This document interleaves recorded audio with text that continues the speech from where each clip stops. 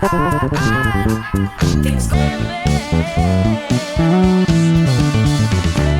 what do you prefer, an active bass or a passive one?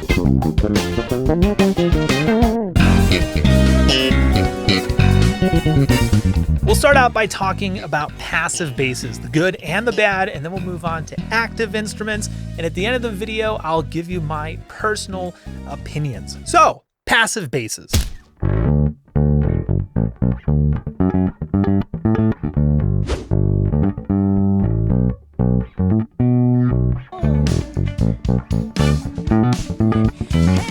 They're simpler, therefore easier to use and harder to fuck up, right? A P-Bass has only two knobs, volume and tone, which means how loud do you want to be and how bright. That's it. You could just leave both of those at 100% and call it a day.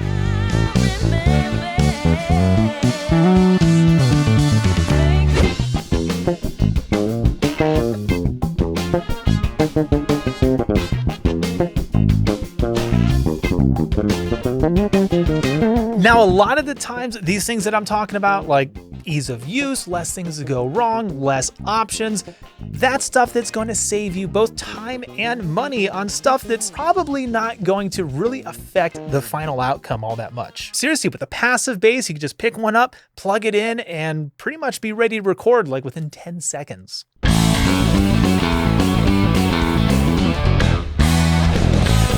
I also really like the way that a passive bass feels when you really dig in. There seems to be more headroom or more dynamic freedom, and I really like the way it sounds when you smack the strings.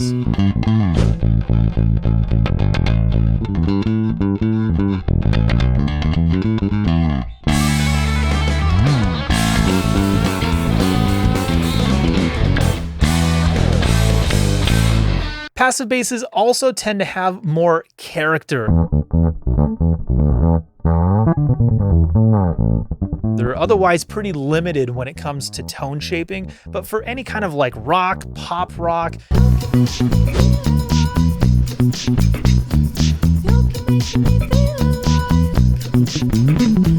punk rock, or especially anything where I'm playing with a pick, I just about always choose a passive bass.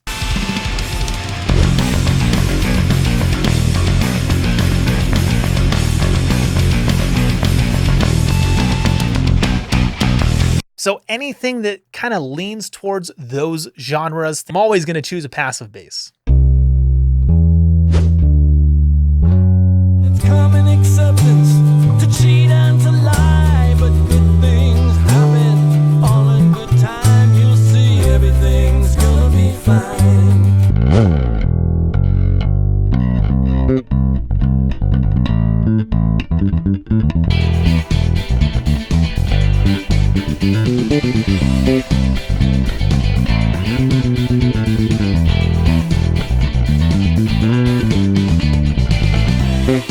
Now, are there any downsides to playing a passive bass? Well, of course, that depends on the scenario, but yeah, sure, there's less hands-on control. You've only got volume and tone at your disposal. So say mid-song you're playing and it's like, I gotta take a solo and it's just not cutting through.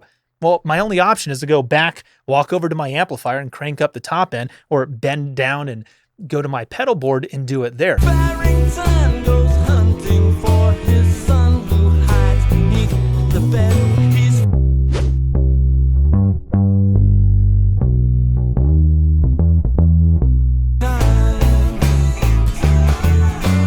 You also won't get that sizzly top end, which is a big benefit for me. Maybe that's a problem for you. Woke up on the right side of the bed. Turn on, got the music in my head. Open the front door to see. They all groove into this beat.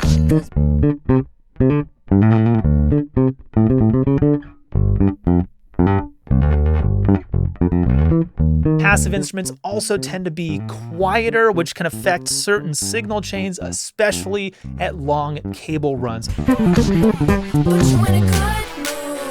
So you get the idea. It really is up to you and your stage and your playing scenario to decide whether or not passive is better or worse than active. Speaking of which, let's talk about active basses.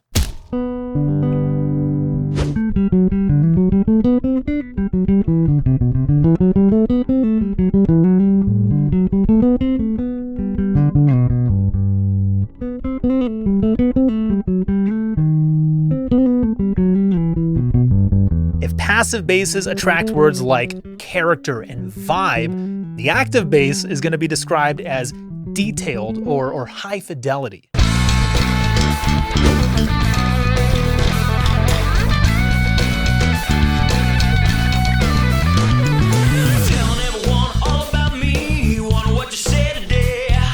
In general, there's a fuller range of the frequency spectrum, which pretty much means there's a lot more detail. They often tend to sound snappier, cleaner, or just in general, more high fidelity than, say, a passive bass would.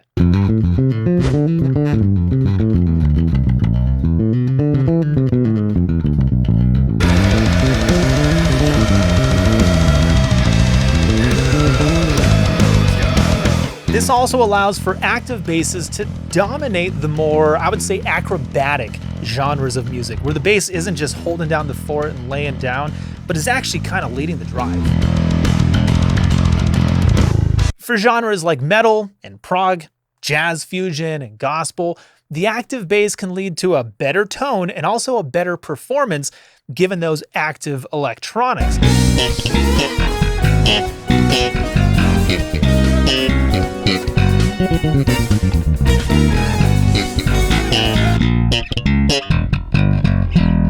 Because more clarity means you're more noticeable to the listener. When you're playing this kind of music, clarity is king.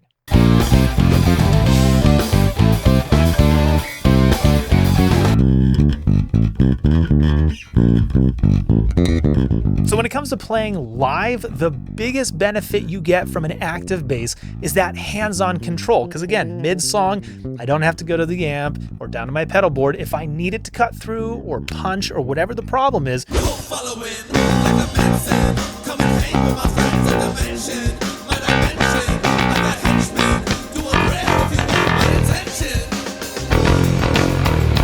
I have so many tonal options right there. It's just inches away from where my fingers are striking the string.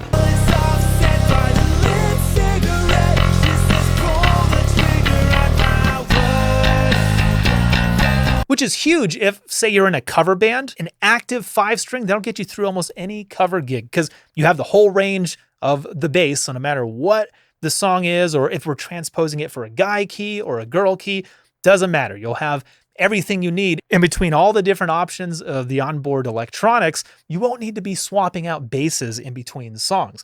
Whatever the next one is on the set list, pretty sure you've got that tone covered. There's nowhere left to run, nothing left for you to hide from.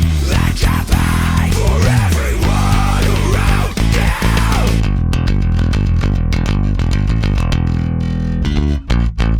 A lack of reason calls the flames around us. Now, just like with passive basses, there could be some downsides to playing active, of course, depending on your playing scenario. So in general, they tend to be hotter or louder. Plus, that battery could die mid-song. And trust me, that only has to happen once. In fact, that's why I don't play live with active basses. I always choose passive, because if that battery dies mid-set, mid-song, mid-solo, you are fucked.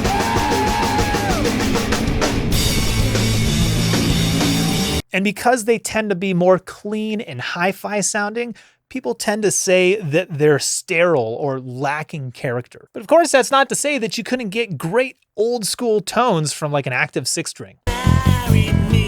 Sorry if this moment took too long, but I was stuck in my childish own way.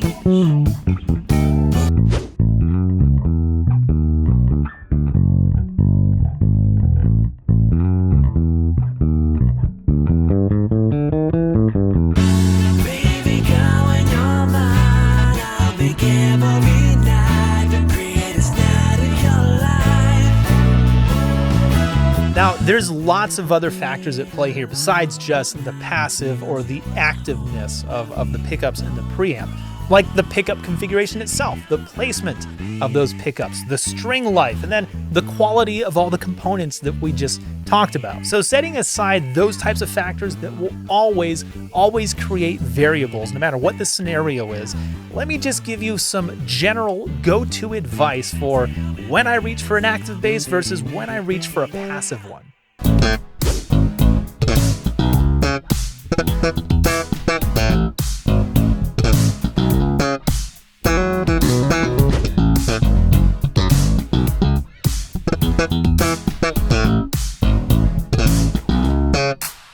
When I'm slapping or finger tapping or playing a genre that otherwise requires really clean articulation, I'll just about always choose an active bass.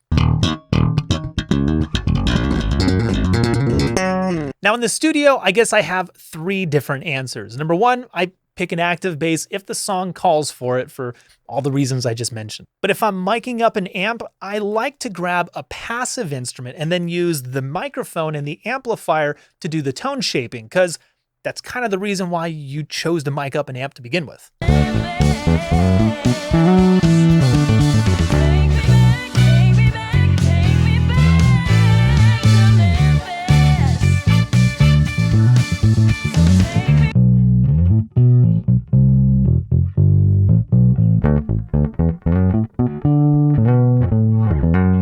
And also in the studio, if I'm gonna go DI only and not mic up an amp, I'm still gonna use a passive bass, because whatever the electronics are on that instrument, I guarantee I have way nicer things here in my studio. Think about it, Neve 1073, that's like $3 or $4 grand. Tell me that the $250, $300 EQ that's in my active bass is better than that Neve EQ, right? It's a no contest. Give me the Neve. Feeling sorry, having a party, just 2 doors down. Let's party!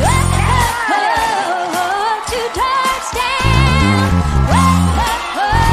Whoa, 2 doors. And when it comes to playing live, again, I only choose an active bass if the song or the genre calls for it. Otherwise, 100% passive.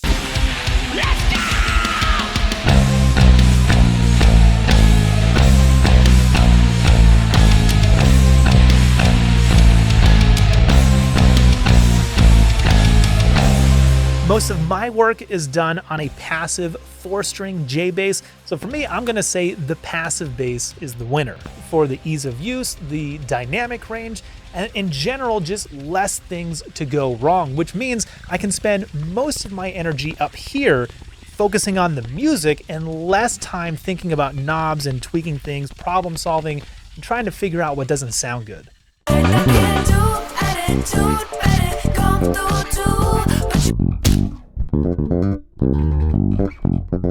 That's only because of my scenario and the music that I make. You could say active bass is win, and you could be perfectly correct. But let's be honest, you could do anything with either of these basses and nobody would notice. And also, they probably won't care either, nor should they. So enjoy playing whichever bass it is that you gravitate towards, regardless of anything that I'm doing or what anybody else says, and just go make more good music. 'Cause it's a new day.